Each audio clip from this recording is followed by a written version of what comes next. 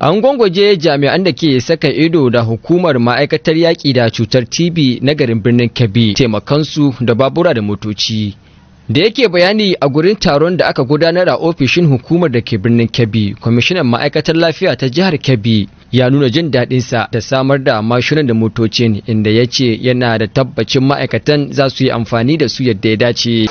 Waɗanda aka ba waɗannan baburu su yi amfani da shi da su kan abin da aka ba su yi amfani da su kamar su suka sai shi da kuɗin su. Ba ƙaramin hikima bane a ɗaukai babur yanzu a baka sabuwa dal. Kwamishinan ya kuma tabbatar da cewa samun kayan aikin ga jami'an zai rage samun yawan hatsarin cutar TB a jihar nan, inda ya kara da cewa gwamnatin jihar Kebbi da ma'aikatar kiwon lafiya za su yi kokarin su wajen ƙara ba su goyon baya don ganin an yaƙi dukkanin cututtuka a jihar nan.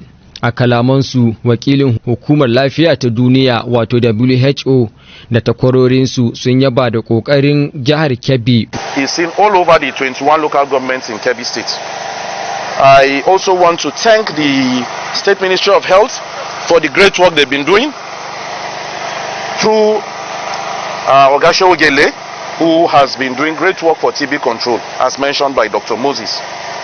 This is indeed an exciting day for all of us. It is a dream come true and a story of one good turn deserving another, because the TB program has indeed been a model for TB control all across Nigeria. I would end by saying that like Oliver Twist, we are asking for more from the state government, from the State Ministry of Health, to continue to support us in TB control, to continue to support us in HIV control. Wajen yaƙi da cutar TB, inda suka ƙara da cewa samar musu da kayan aiki zai matukar ƙara musu ƙaimi wajen gudanar da aikin su yadda ya dace. And viral hepatitis in all the states. There is a synchrony between HIV and AIDS and TB. And NASCAP has worked very closely with the TB control program to ensure that there is control of the epidemics of HIV and AIDS and TB. If you don't control one, you will not control the other. And that is how they've been working. Kebbi State has done very well according to the indices.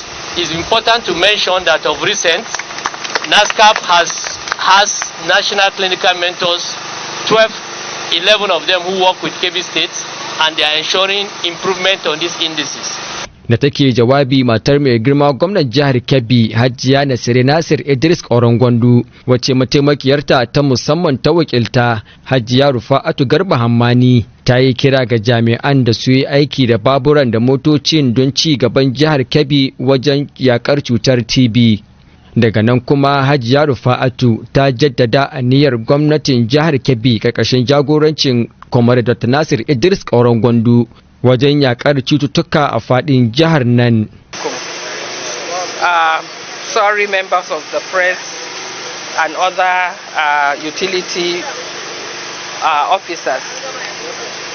I stand here to represent Her Excellency, who would have loved to be here, but duty calls. She's on national assignment, that is why she's not here. But I know she is with us in spirit. Surveillance efforts, especially in the hard-to-reach areas, to ensure that no one is left behind in our fight against TB. Vehicles and motorcycles is an essential step towards strengthening our state surveillance system. These resources will improve mobility for health workers, enabling them to reach remote areas, identify TB cases early. Bayan da ta kammala jawabin ne sai ta jagoranci bayar da mashina 40 da motoci 2 kirar Hilux ga jami'an. Ƙarshen rahoton kenan. Zakariya M. Tukur, gidan talabijin ɗin Saminaka.